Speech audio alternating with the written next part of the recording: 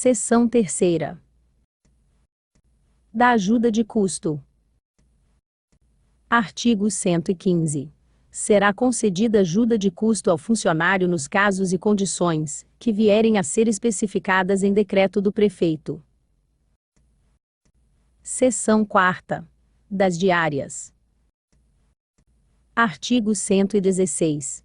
Ao funcionário que se deslocar do município, em objeto de serviço, conceder-se-á uma diária, a título de indenização das despesas de viagem, incluídas as de alimentação e pousada. Parágrafo único. Não se concederá diária durante o período do trânsito, nem quando o deslocamento constituir exigência permanente do cargo ou função. Artigo 117. A concessão de diárias e seu valor serão regulamentadas por decreto do prefeito. Seção V. Do auxílio para diferença de caixa.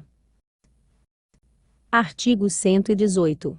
Ao funcionário que, no desempenho de suas atribuições, pagar ou receber em moeda corrente, poderá ser concedido nos períodos de exercício, auxílio financeiro até 5% do vencimento, a título de compensação da diferença de caixa.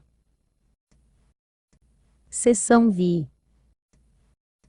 Do abono família. Artigo 119.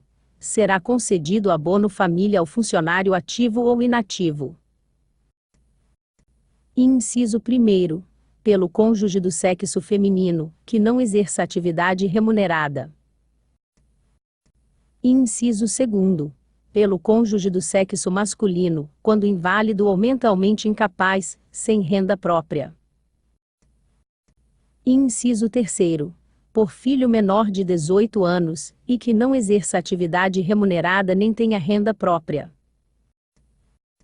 Inciso 4º. Por filho estudante, menor de 24 anos, que frequente curso superior, ou menor de 21 anos, que frequentar curso secundário ou superior, em estabelecimento de ensino oficial, ou particular, e que não exerça atividade remunerada, e nem tenha renda própria. Inciso 5º. Por filho inválido, ou mentalmente incapaz, sem renda própria. Inciso 6º.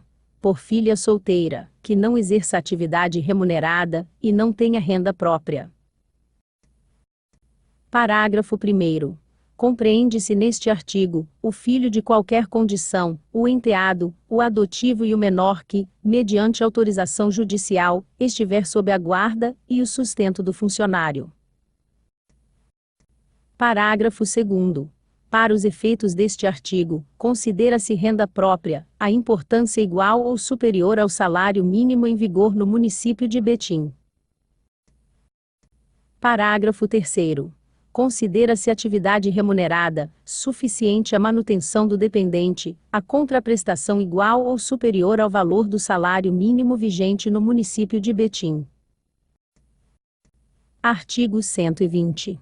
Quando a mãe e o pai forem funcionários municipais, ativos ou inativos, e viverem em comum, o abono família será concedido, ao que perceber maior vencimento ou provento.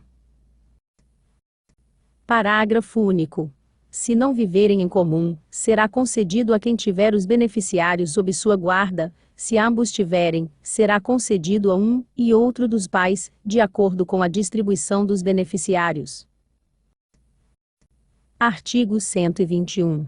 Ao pai e à mãe equiparam-se o padrasto, a madrasta, e, na falta destes os representantes legais dos incapazes. Artigo 122.